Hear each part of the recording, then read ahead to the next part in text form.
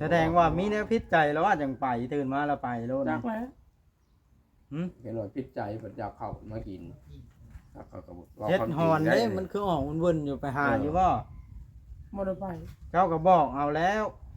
บอกอยู่มื้อบอกอยู่ว่าเราไปหาเฮ็ดหอนมากินเด้อบอกครับบ่ได้เว้าปานใดแล้วเนาะ ฮู้อยู่ว่าเจ้าไปบ่ได้ ไปบ่ได้มันแบบยาก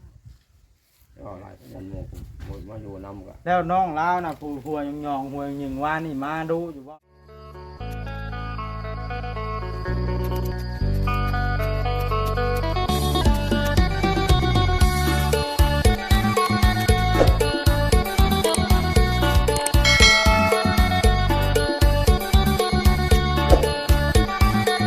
โอ้ยพี่น้องโดย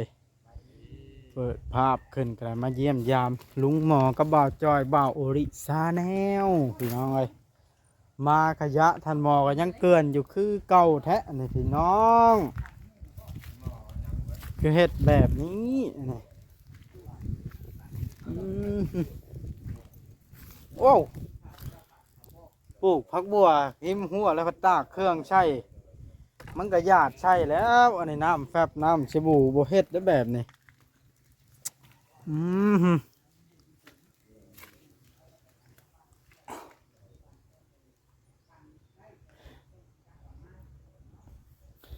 เริ่มสร้างวันที่14เป็นไผเขียนอันนี้14นั่นแหละวันที่13ตั้งเสาไผเขียนนะ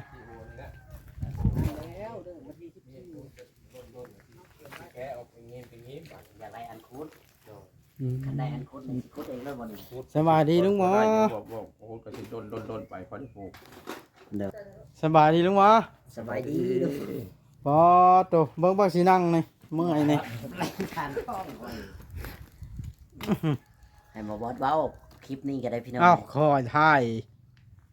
เนาะเอาแล้วคอยจะมีเรื่องของใจมาถามได้เดี๋ยวนี้ ของใจเรื่องไหนนี่ เท่าจะลั่นไปใช้เดี๋ยวนี้ แล้วกินข้าวแล้วแหละเพิ่นไป ฮะ กินข้าวแล้วแหละเพิ่นไปเอาข้าวหน่อไม้ต้มเมตูซอไม้แรงวานนี่ แล้วเราเพิ่นไป กินข้าวแล้วแหละเพิ่นไป เห็นไหมคือบ่อยู่เพื่อนคือว่าบ่สำบายหวาน บ่ นี่ สบายแล้วห ดี รือว่า แล้วบ่ เพิ่นบ่สบายแล้วเพิ่นไปนอนมื้ออื่นก็บ่จักแล้วอ๋อบ่สบายมัน ดีแล้วบ่เพิ่นนี่นอนนี่บ่ นอนนี่คืนนี้ แล้วดีแล้วบ่ว่าบ่สำบาย ว่าใครเลยแหละดีแล้วถามว่าใครเลยนะบ่บ่สบายใครแล้ว อ่า ใครเลยกินข้าวด้วยกันมาเล่าให้พี่เลยว่าคนที่กูไปกันไป ๆเอาแล้วล่ะไปแล้วบ่บอกเจ้า อืม บ่จักทางไปเลยเด้นี่เจ้าได้บอกอยู่บ่ให้เก็บขยะนี่ในเฮือนนี่ บ่ได้บอก เจ้าให้คิดเองบ่ ให้คือเองรู้จักเองให้แล้วให้ใหญ่เลยเนาะสิหลายบัดยันหมู่บ่อยู่น้ำแน่ยันพิษแน่อะไรว่าอะไรก็ได้เลย แสดงว่ามีแนวพิษใจแล้วว่าจังไปตื่นมาแล้วไปโลด จั นะ กแล้ว เห็นว่าพิษใจเพิ่นอยากเข้ามากินแล้วก็ว่า เฮ็ด ความจ ห ริ อง น ได้ เด้มันคือออกวนๆอยู่ไปหาอยู่บ่ บ่ได้ไป เจ้าก็บอกเอาแล้ว บอกอยู่มื้อบอกอยู่ว่าเราไปหาเฮ็ดหอนมากินเด้อบอกครับบ่ได้เว้าปานใดแล้วเนาะ ฮู้อยู่ว่าเจ้าไปบ่ได้ ไปบ่ได้มันแบบยากก็หลายยันโมผมมาอยู่นำก็ แล้วน้องลาวน่ะผู้หัวยองๆหัวยิงว่านี่มาดูอยู่บ่มาเฮือน บ่ มา บ่เห็นเลยบ่เห็นแต่นั้นแหละ ฮะ เห็นแต่นั้นแหละ โอ้คอยไปถามมันทางเฮือนป้าเฮือนลุงเพิ่นน่ะเราหิวข้าวได้นั่นน่ะเราไปหาคอข้าวปั้นกินแล้วเอาให้อยู่บ่ ให้ ฮะว่า ให้ นั่น ให้กับมีแน่เข้าแน่บอกดิรันเด้อจกเข้าให้น้องหน่อยเด้อว่า อ่า จำเป็นน้องก็จกให้เขา บ่เป็นไหนอันนี้ อืม มาอยู่อาศัยมีบนนอนไงไปหามาชูกันกินแหละเนาะ นั่นแหละจำเป็น ตัวเองกินแน่ อันนี้ก็ เจ้ากินแน่แล้ว แล้วก็สิ คันว่าบ่อยากให้เจ้ากินน้ำก็ไปอยู่บนอื่นไปหาเฮ็ดก็ได้ ไปอยู่คนอื่นแค่เราบ่ได้ให้กินนำกันไปแล้วแหละเนาะเราบ่ได้ขอในทางแล้วก็จังบ่เว้าจังบ่เว้าแล้วน้องมาก็ว่ามันมาขอเข้าขอเข้าจกให้เด้อไปมันยังว่ะ นั่นแหละแต่ว่าอยู่ใส่ต้อง อันนั้นคอยเห็นคอยสิบอกลาวบาดนะ อืม อยู่ใส่ก็ย่าคันก้นนักแล้วแม่นบ่มีผู้ยังให้อยู่คนนะ บ่ได้แล้วเป็นคนหนักบ่เฮ็ดหยัง ก้นนักหยังใช้หยังก็บ่เฮ็ดหันนะอันนี้เขาเอิ้นว่าก้นนัก โดย แม่นหยังก็บ่อยากเฮ็ดวานนี้น่ะคอยยังคิดนักอยู่มาเห็นพากันนอนกลนท่านอยู่แต่เจ้าสองคนนะก็ให้อภัยได้เพิ่นบ่สำบายอะ นะ นะ คนบ่สบายเนาะ แล้วมานี่บ่เห็นอีกแล้ว เห็นมันไปจักไปทางใด มันก็บ่ได้แล้วมานอนท่ากินของบริจาคจากบ่าวจ้อยชาแนลซื่อๆนี่ โดยเราเป็นได้มาให้เฮาเป็นหมู่กิน ก็ไปหาแนวกินเป็นกบเป็นเขียดเฮ็ดหอนของเกิดธรรมชาติ โคมไผก็มี อืม ค่อยๆไปบ่ได้ พันชัยเจ้าเป็นคนพิการ ไปบ่ได้เอ้ยอย่าบ่เว้าคิดเอา บ่ เป็นมันเอง เจ้าต้องเว้าเด้อว่าน่ะบ่แม่นให้เว้าแฮงนะให้เว้าแบบนี้เขาใหญ่แล้วเนาะมีแต่ว่าหลานเอ้ยแนวใดมันจบมันงามแนวใดมันสิอยู่รอดละเฮ็ดเอาเด้อก็เว้าไปว่านี่นะคนเฮาคันบ่น่าอหลีก็สิคิดออกอยู่ดอก เลย เนาะว่า ตาม หมู่ เบิ่ง บอก เราไปลิ้นนี่ยังคนเว้า คนเว้าว่าใด ยังเขาว่าโอ้ไปอยู่นั่นไปอยู่กินน้ำลาวลาวก็เป็นเป้เป็นรอยไปกินน้ำลาวได้ร้านได้ก็เป็นบางคนมันยันเว้าแบบนั้นนะยันบอกมัน หมดแล้วมาอยู่นี่เห็นดีเห็นดีนำ เห็นดีค่อยน่ะบ่เป็นหยัง ค่อยก็เห็นดีเพราะว่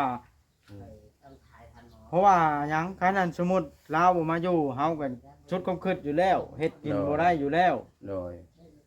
ดีแล้วเรามาอยู่นำ นั่นแหละจังว่าบ่อยากเว้าหยังแค่เว้าแฮง แล้วหาเรามาอยู่นำเราให้เฮ็ดเลี้ยงตัวเองแล้วบ่แม่นเฮ็ดเลี้ยงเจ้าน้องเฮ็ดหยังหันเฮ็ดนี่ก็ได้ ตัวเองก็ได้กินเจ้าก็ได้กิน มาเข้ามาน้ำ ลาวก็ได้บุญแบบใดได้บุญได้กินหันแล้ว โดย ไปอยู่บนอื่นบ่ได้กินเด้นี่ค่อยไปสืบมาแล้ว ก็บ่ให้อยู่ซ้ำ ไปอยู่กับพ่อไม้ของมือนี่แฮงเต็กเพิ่นบ่ให้กินข้าว เขาบ่ให้อยู่ มาอยู่ซ้ำ ตู้ทานมันตี ดีแล้วมันได้มาอยู่น้ำเจ้าเราได้กินข้าวได้มีได้หยังจากผู้ใหญ่มาไว้กิน โดยอยากแกกินมีวานนี้ก็ไม่กินมีเมื่อวานนี้ก็ได้ ห่านต้มกินพร้อม ต้มกินพร้อมมันบ่ได้กินมี นั่นละ กินเนาะกิน คนเสียมันเสียหญ้ายางกับไป รับจ้างทำงานเนาะ พอได้มา หรือว่าสิไปรับจ้างบ่จักมันไม่ได้บ่ได้บอกกันบอกประยันบ่ให้ไปบ่ได้ได้บ่จักก็เลยบ่ได้ คนนี่ค่อยสิเว้าให้พังเด้อถ้าไปอยู่ใส่ย่านแต่เสียเหือเสียแห้งแม่นไปอยู่ใส่ก็บ่รอดล่ะคันคิดได้อย่างฉันน่ะ แม่นแหละ เฮ็ดหยังก็ย่านแต่เบิดแห้ง แล้วเราสิบ่ได้กินพุ่นแล้ว แล้วสิว่าว่าซะและชีวิตตัวเองก็เลี้ยงบ่กุ้ม แม่นแหละ ได้ถ้าเป็นแบบนั้นน่ะ แม่นแหละ แต่เจ้าหันนี่เจ้าบ่ได้ค้านบ่ บ่ได้บ่ได้ค้านไหน ฮะ บ่ได้ค้านไหน ปานใดเจ้าสิหันนี่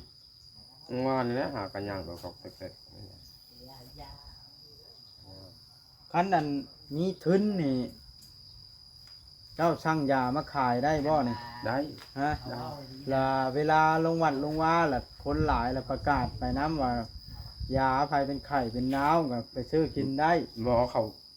บ่ได้ประกาศเขาหูจักเอง เอาไปจักเองได้ใช้ เขาหูจักเองแล้วก็จะว่าหูจักเองนี่คนหนึงมาแล้วก็2คนมาเขาก็บอกกัน มานี่ขายได้เท่าไรเงินนะ นี่นั่นเลย อันนี้บ่เงินขายยานะนี่บ่ ยาหยังล่ะขาย ยาไพละคร ไพละครแก้ดีไข้ อันนี้ไข้นี่น้อยไข้ เอาได้50,000 พัน ไปนะครับคลิปนะ ยังขายหมดแล้ว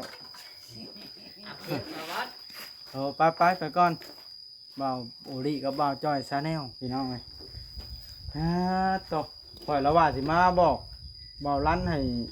เฮ็ดเรียกเฮ็ดงานได้แบบนี้นะผัดบ่อยู่ช่ำเนาะ อยู่มาปั๊บนี่ก็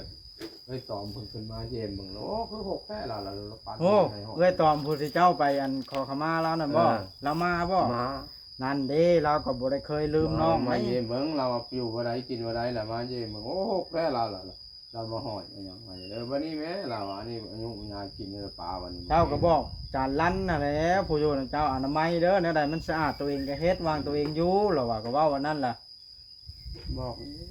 เฮ็ดอันยะเน่าเหม็นอยู่โอ้ยข่อยก็ยังสิบ่เข้ามาใกล้เฮ็ดได้วานนี่ล่ะ บ่จ้อยซื้อปลามาโลหนึงพากันกินนั่นบ่พร้อมครึ่งมื้อทำเรื่อง โดย แน่ใจบ่ว่ากินสองคนนะหรืออยากให้ชาวบ้าน สองคนมัน2โตโลดได้ ฮะ โลดชีวิตกิน2โตคนละโตโลด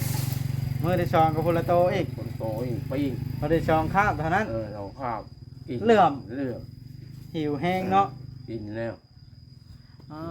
ตอนนี้ล่ะพี่น้องไอ้ไผอยากชื่อปลาดุกให้ท่านหมออีกก็ได้ ต้องติดต่อบ่าวจ้อยเนาะ โดยกินแล้ว ชาแนล กินนี่ บ่าวจ้อย เด้อ หรือว่าติดต่อบ่าวบอสก็ได้พี่น้องไอ้ชื่อ ติดต่อไผ ป ก็ ลา ได้ ดุกพันธุ์ แล้วแต่ ให้ท่านหมอ ปิ้ง เนาะ ต้มโอ้ต้มที่สมๆนะโยกอย่างที่ต้มยุกโต2โตโลดว่ะเลื่อม อืม ปิ้งนี่ก็เลื่อมอีกกับแยวกินนะ แซ่บปานโท กินแล้วเดี๋ยวนี้ อืม กิน ไผปลูกพักนะ นี่นะ บางบัวนะ นั่นไปต้อมมันมาเพิ่นว่าสิปลูกให้ โอ้ ปลูกใช้เสียมบ่มีเสียม มาเช้านี่บ่ มาเช้านี้ เล่ายังจะกุด เอาผ้าเหียดนี่เนี่ยดนๆได้เสียมมาแล้วกูดนๆเลยแกะออกหวานนี่แกะออกย้าย โอ้ข้าเจ้าปลูกพักตามเค็มหัวนี่ช่ำสิกินนั่นนี่ อืม เนาะมังหุงมังห้อยมันก็ก ปลู ว้าง กมะฮุ้งเนี่ยหวานได้แล้วมะฮุ้งหวานมันออกเบี้ยจังสิปลูกหวานเนี่ย เจ้าต้องบอกสอนเอาเด้อจันลันเด้อ โดย ยินว่าก็ได้เนาะมัน บอกอยู่แล้วเป็นคนสิ ค่อยสิเว้าไปนี่มันบ่ถูกต้องไหนมาอยู่น้ำกันอาศัยกินน้ำกัน อยากเอามาแล่นมากินกินแล้วละแล่นไป อืม อยากละแล่นมากินแล้วละแล่นไปบ่เฮ็ดหยังนี่มันก็บ่ถูกปานใดตัวเองยังหันยังแฮงเนาะ แม่นแล้ว ตัวเองยังอาศัยอยู่น้ำหมู่ต้องเฮ็ดแม่นว่าอยู่ใส่ก็ได้เฮ็ดได้ ต้องอยู่ต้องฟังความเลือกเพิ่นให้ขอไปแล้วให้บอกเด้อมาก็ให้บอกเดี๋ยวเพิ่นให้เด้บ่จักไปให้บอกไปให้ไปใช้ไปหันไปนี่บ่บอกบ่เว้าเลยให้เว้าสำนักก็ให้บ่หรือว่าไปกินว่าให้ก็เจ้านี่ไปกินข้าวแล้วลูกกินข้าวกับหน่วยต้มในตู้ซอบ่ให้ก็บ่ายออกไปบอกแล้วมันก็บ่ท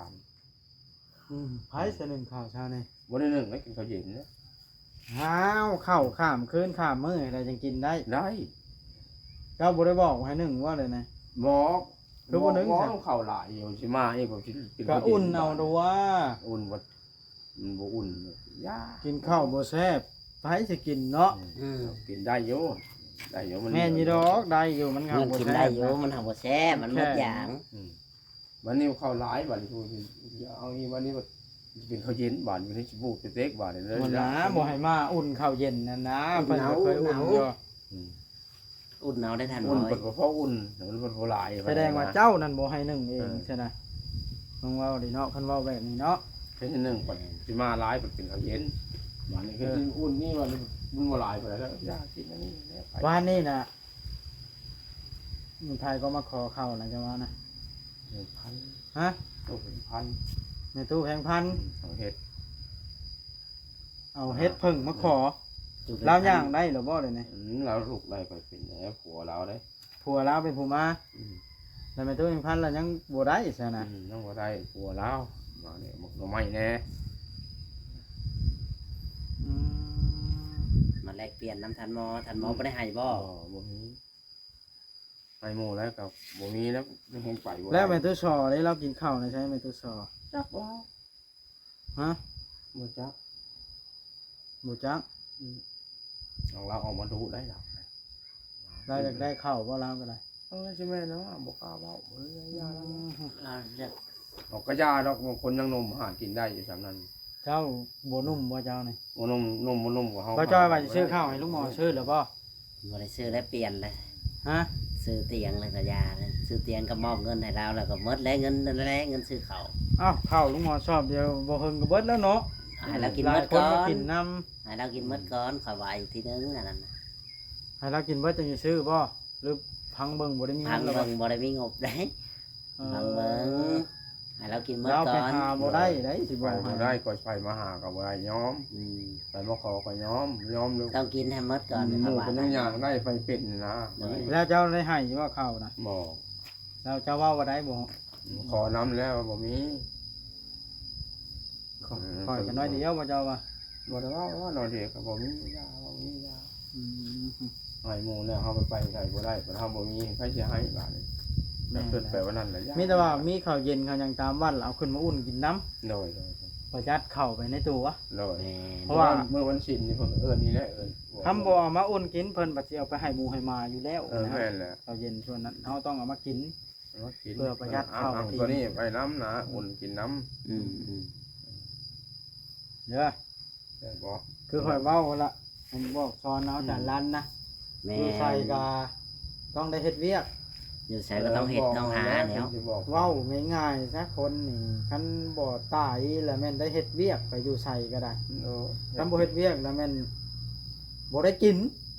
อยู่ใช้ก็เขาก็บ่ให้อยู่นํแล้ว คือค่อย เขา นี่ ว่าอยู่น้ำได้จังหวะอะไร มามื้อนี้ก็ตีรถแตกซ้ำอะนะฮะ อืม เมื่อก่อนสิไปพาพี่น้องไปเบิ่งว่าสิมาอันเวียกจังหน่อยตีรถบ่แตกซ้ำ เจ้าต้องเบิ่งเด้ท่านหมอเอ้ย พี่น้องเลยตั้มรถขี่มาทางโอ้ยว่ะนั่นเด้แต่คักปานหยังตีรถข่อย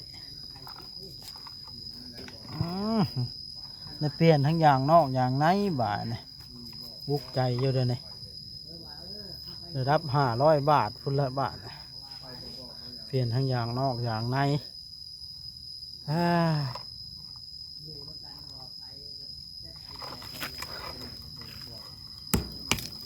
ขี้ตมอันนี้พอโอ้แต่ลั่นกับบ่อยู่เขาจะไปหาเฮ็ดมาสู่ลุงหมอกินแน่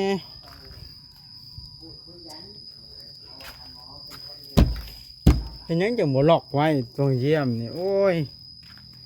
เฮ็ดเทือนให้แล้วบ่ล็อกมันต้องเยี่ยม มาสิมาถามอีกทีเด้อ ล็อกไว้ให้ก่อน หลายท่านหมอ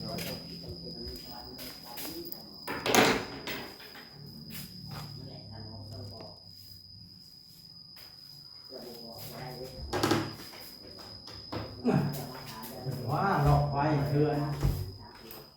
เฮ็ดให้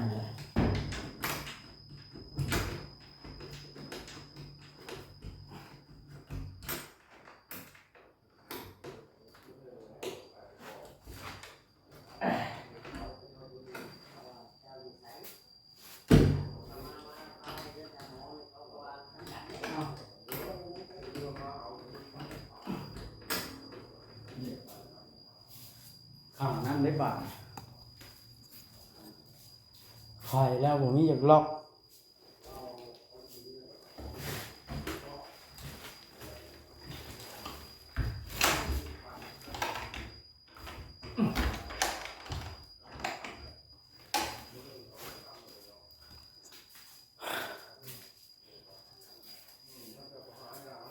นี่เพิ่น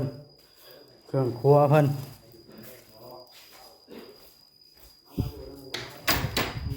น้ำมูกแล้วเจ้าแรกแล้วก็มาวัด ฮะ แรกไทย ตัวพี่น้องเลย ไทยจ้ะ เป็นได้ลุงหมอลูกเด้ลูกสาวเจ้าจะมาหาล่ะ ไหน น้องอ้อยเห็นแล้ว ไปเลยมาเอาบอกว่าเอาบอกว่า ฮะอยากมาจอบเจ้านี่แล้ว น้องอ้อยดูท่านหมอบ่ ลูกสาวแต่งอ่อนซ้ำกันกับลูกทันมอแล้วในอนาคตเนาะลุงหมอ สำคัญ ไปไทยน้องอ้อยจ้ะ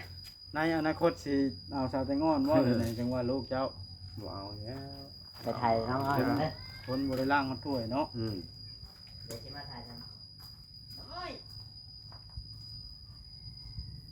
น้องอ้อย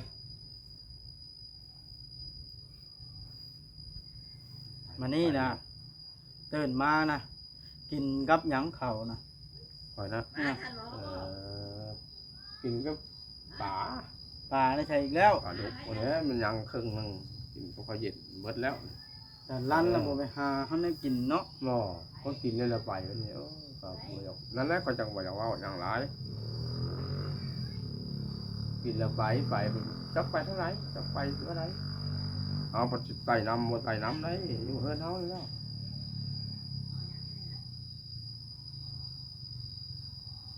ไปละไปแบบนี้อยู่แล้วกันอยากเข้าละมาตามเบิ่ง มาเชิญเนาะ จะหากินลิ้นมันนั่นก็เป็นได้บ่ฮับได้เอามาแรงเลยสิบอกมันก่อนรอมันก่อน เออ เราเป็นสิอยู่ก็อยู่สิอยู่แล้วนี่จบเจอก็ให้ไปหาอยู่หากินเบิ่งเฮินเบิ่งซ่านแล้วบ่ได้มันหกมันแหกก็เบิ่งแล้วปัดกวาดนี่เรื่องเขาเรื่องน้ำสิบอกแต่ก็สิบ่ได้บอกเนาะ เป็นแล้วนี่เนาะ มันมีผลเพิ่มผลใส่มาอยู่จะไปละไปอย่างมาละมาคือโยนเป็นตูทาเนี่ยว่าได้ยากมากินโยนเป็นตูทาก็จะไปละไปจะอยู่ได้หัวแดงนั่นเราให้นี่มันมีคน ไม่ตีแล้วให้หนีบ่ โย อ้าวเราไปรับจ้างเฮ้ย นั่นแหละเดี๋ยวเราไปรับจ้างมาหาข้าวมาสักกิน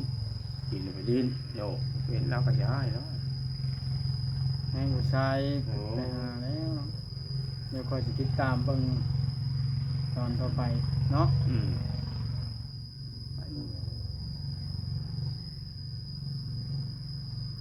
ใจอยู่ได้แบบนี้เนาะ ที่มันก็